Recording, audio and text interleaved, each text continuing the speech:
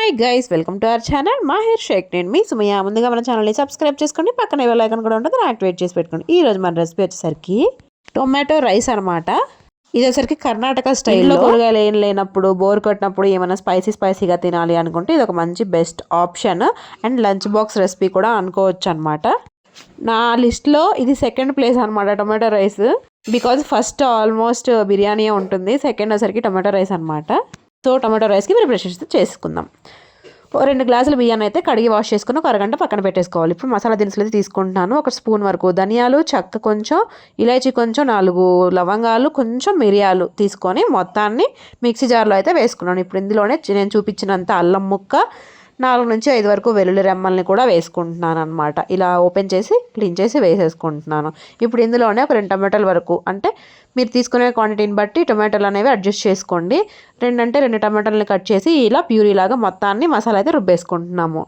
మొత్తం ఇలా రుబ్బుకున్న తర్వాత బియ్యం బాగా నానాలన్నమాట. బాగా నానిపోయిన తర్వాత మనం ప్రాసెస్ అయితే స్టార్ట్ చేసేద్దాం.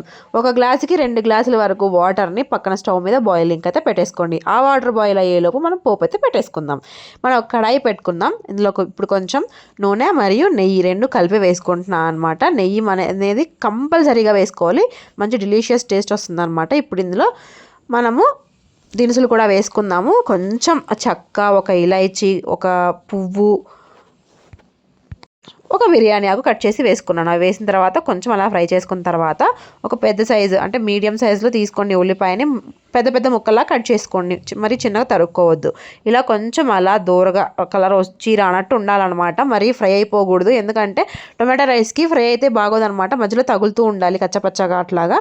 ఇలా అయిపోయిన తర్వాత మనం ఫస్ట్ ఆల్రెడీ 2 టమాటాలను ప్యూరీ చేసుకున్నాం కాబట్టి ఇప్పుడు 1 టొమాటోని ఇలా పీసెస్లా కట్ చేసి పోపులో అయితే వేసుకుంటున్నాను. ఈ టొమాటో రైస్కి కంపల్సరీగా ఈ ప్రాసెస్ అనేది చేసుకోవాల్సిందే, అప్పుడే టేస్ట్ అనేది మంచిగా వస్తుందన్నమాట. ఇలా కొంచెం ఆ నూనెలో ఈ ఉల్లిపాయలు మరియు ఈ టొమాటో కొంచెం అలా ఒక 2 నిమిషాలు ఫ్రై అయిపోయిన తర్వాత మనం ఫస్ట్ చేసి పెట్టుకున్న పేస్ట్, టొమాటో మసాలా దినుసులు అన్నీ వేస్ట్ చేసుకున్నాం కదా, ఆ పేస్ట్ని కూడా వేసుకోవాలి. నూనె పైకి తేలేదాకా ఖచ్చితంగా కుక్ చేయాలన్నమాట. నూనె పైకి తేలాలి. ఇప్పుడు ఇందులో ఉప్పు, పసుపు, కారం, ధనియా పౌడర్, జీలకర్ర పౌడర్ మరియు కొబ్బరి పౌడర్ వేసుకుంటున్నాను. మీకు అవైలబుల్లో ఉంటే మీరు మసాలా దినుసులు, టొమాటో బాగా మిక్సీ పట్టుకున్నారు కదా, అప్పుడే మీరు కొబ్బరి ముక్కల్ని కూడా వేసి యాడ్ చేసేసుకోండి, ఇంకా మంచి టేస్ట్ వస్తుంది. నా దగ్గర లేక ఎండు కొబ్బరి పౌడర్ అయితే యాడ్ చేసుకుంటున్నాను అనమాట. మొత్తాన్ని వేసేసి బాగా కలిపేసి మంచిగా నూనె మొత్తం పైకి తేలేదాకా మంచి దూర కలర్ వచ్చేదాకా ఫ్రై చేసేసుకోవాలి. అందులో మనము ముందుగా వాష్ చేసి పెట్టుకున్న, నానబెట్టి పెట్టుకున్న రైస్ ఏదైతే ఉన్నాయో 2 గ్లాసుల రైస్, వాటిని కూడా వేసేసుకుంటున్నాను. ఇప్పుడు మా ఇంట్లో మా అమ్మాయి ఇద్దరి కోసమే అనమాట ఇది ప్రిపేర్ చేస్తుంది. అందుకోసమనే కొలతలన్నీ కొంచెం తక్కువ క్వాంటిటీలో అయితే యాడ్ చేశాను. ఇప్పుడు మనం రైస్ కూడా యాడ్ చేసుకుని ఒక 2 నిమిషాలు కలిపేసుకొని మూత పెట్టేసుకొని కుక్ చేసుకోవాలి. అప్పుడే మనం చేసిన మసాలా మొత్తం రైస్కి బాగా పడుతుందన్నమాట.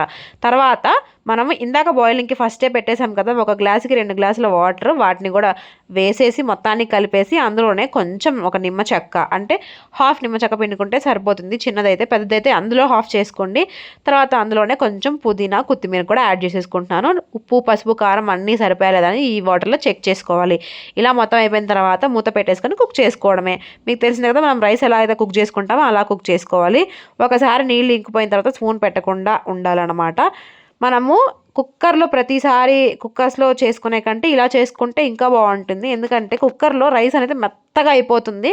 ఇందులో అలా అవ్వదనమాట. మనం నార్మల్గా రైస్ ఎలా అయితే కుక్ చేసుకుంటామో అలానే పళపళలాడుతుంది అనమాట. రైస్ వచ్చేసరికి చూడండి, వాటర్ మొత్తం ఇంకిపోయిన తర్వాత ఒకసారి అలా కదిపేసి కింద తవా పెట్టేసి బిర్యానీకి మనం దమ్ ఎలా అయితే ఇస్తామో అలా పెట్టేసుకోండి. ఒక పావు గంట వరకు మొత్తం బాగా నీళ్ళు మొత్తం మసాలా అంతా రైస్కి పట్టేసి మంచి స్పైసీ టెక్స్చర్ అయితే వచ్చిందనమాట. చూస్తుంటేనే టొమాటో రైస్ అసలు ఎంత బాగుంది అనిపించిద్ది, చూస్తుంటేనే తినాలనిపించిద్ది అనమాట.